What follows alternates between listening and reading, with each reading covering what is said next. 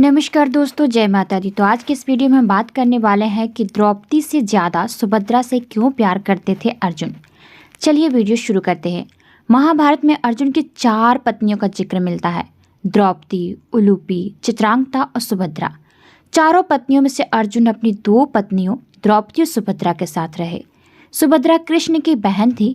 भगवान श्री कृष्ण ने अर्जुन के सारथी की भूमिका निभाई थी। जब अर्जुन द्रोणाचार्य से दीक्षा ले रहे थे, उसी दौरान अर्जुन की मुलाकात गदा से हुई। गदा अक्ष सुभद्रा के बारे में बात किया करता था। वह अपनी चचेरी बहन सुभद्रा के रूप और सुंदरता की तारीफ किया करता था। सुभद्रा के रूप और बुद्धि की तारीफ सुनकर अर्जुन को सुभद्रा से प्रेम हो गया। अर्जुन ने सुभद्रा के सामने विवाह का प्रस्ताव रखने की सोची, लेकिन इसी बीच अर्जुन ने अपने भाइयों के साथ स्वयंवर में द्रौपदी से विवाह कर लिया। युधिष्ठिर और द्रौपदी के साथ रहने के दौरान अर्जुन ने पत्नी की साझेदारी के नियम का उल्लंघन कर दिया, जिसके बाद 12 साल की लंबी तीर्थ यात्रा पर जाना पड़ा। इसी तीर्थ यात्रा के दौरान अर्जुन की मुलाकात नाग राजकुमारी उलूपी से हुई। नाग राजकुमारी ने अर्जुन को धमकी दी कि अगर वह उससे विवाह नहीं करते हैं तो वह कभी उन्हें अपने पास से जाने नहीं देगी। अर्जुन ने अपनी सहमति दे दी और उससे इरावन नाम की संतान हुई। इसके बाद अर्जुन मणिपुर की राजकुमारी चित्रांगदा से संपर्क में आए। मणिपुर के राजा ने अर्जुन से अपनी बेटी के विवाह के लिए स्वीकृति दे दी, लेकिन राजा की एक शर्त थी कि जो भी संतान पैदा होगा वह मणिपुर में ही रहे, जबकि अर्जुन ने अपनी यात्रा जारी रखी। अर्जुन की पत्नी और पुत्र बाहुबल दोनों ही मणिपुर में रहे और ये अर्जुन वापस चले आए। अर्जुन द्वारिका पहुंचे, जहां श्री कृष्ण से मुलाकात होनी थी। अर्जुन को अपने वर्षों पुराने प्रेम सुभद्रा को भी ढूंढने की इच्छा थी। अर्जुन ने यति का रूप धारण किया और द्वारिका पहुंच गए। हालांकि किसी ने अर्जुन को नहीं पहचाना, लेकिन श्री कृष्ण को एहसास हो गया कि अर्जुन आ गए हैं। वह अपने करीबी दोस्त से मिलने के लिए तुरंत निकल पड़े। अर्जुन एक बरगद के पेड़ के नीचे ध्यान मगन बैठे थे। तभी अर्जुन ने अपने दोस्त और गुरु श्री कृष्ण को अपनी तरफ आते देखा। इससे पहले कि श्री कृष्ण कुछ कह पाते, अर्जुन ने कहा, आप जानते हैं कि मेरे मन में क्या चल रहा है। क्या आप मेरी उससे विवाह कराने में मदद नहीं करेंगे जिससे मैं प्यार करता हूँ। श्री कृष्ण को पता था कि अर्जुन और सुभद्रा के विवाह में सबसे बड़ी बाधा सौतेले भाई बलराम बनेंगे। कौरवों के साथ अपनी दोस्ती को देखते हुए बलराम चाहते थे कि सुभद्रा का विवाह दुर्योधन के साथ हो। श्री कृष्ण ने अर्जुन से कहा, मैं तुम्हारी मुलाकात सुभद्रा से करवाता हूँ। अगर सुभद्रा भी तुमसे प्यार करती होगी तो मैं तुम दोनों को भगाकर विवाह करने में मदद करवाऊंगा। अर्जुन ने कहा कि क्या यह नीच कृत्य नहीं होगा। तो कृष्ण ने जवाब दिया कि अगर सुभद्रा अपनी रजामंदी देती है तो क्षत्रियों में अपनी दुल्हन का अपहरण करना स्वीकार्य है। योजना बनाई गई कि अर्जुन यति के रूप में ही रहेंगे और कृष्ण बलराम को उनसे मिलाने लाएंगे। बलराम ने अर्जुन को नहीं पहचाना और उसे एक सन्यासी समझकर तारीफ करने लगा। बलराम ने उसे अपने घर चलने का भी प्रस्ताव दिया।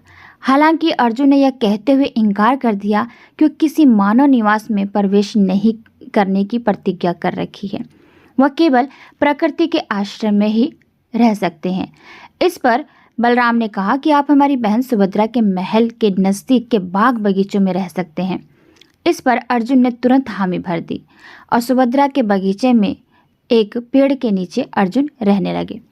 सुभद्रा ने पांडवों की बहादुरी के बारे में कई कहानियां सुन रखी थी। उसने अर्जुन की धनुर्विद्या की चर्चा भी सुनी थी। वह अर्जुन से मिलने के लिए बेताब थी।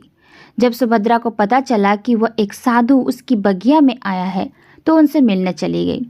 सुभद्रा ने सबसे पहले पांडवों के साम्राज्य इंद्रप्रस्थ के बारे में पूछा।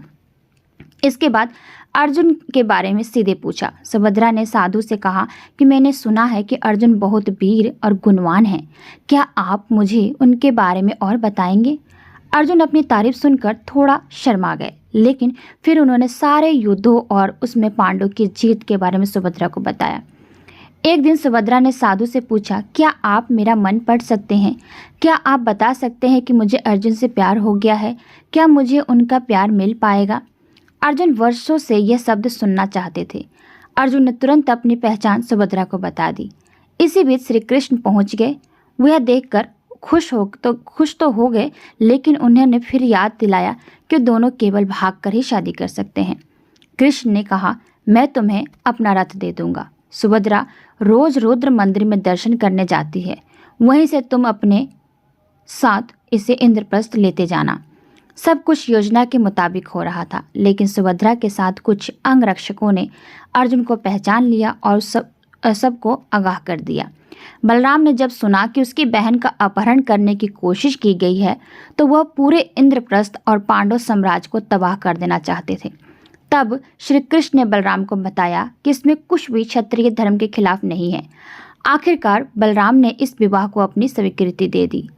इंद्रप्रस्थ पहुंचते ही अर्जुन सुभद्रा की तरफ मुड़े और कहने लगे, तुम द्रौपदी के बारे में जानती होगी और तुम्हें यह भी पता होगा कि उसने कहा है कि जब तक वह जीवित रहेगी तब तक कोई और पांडव पत्नी इंद्रप्रस्थ में नहीं रह सकती है।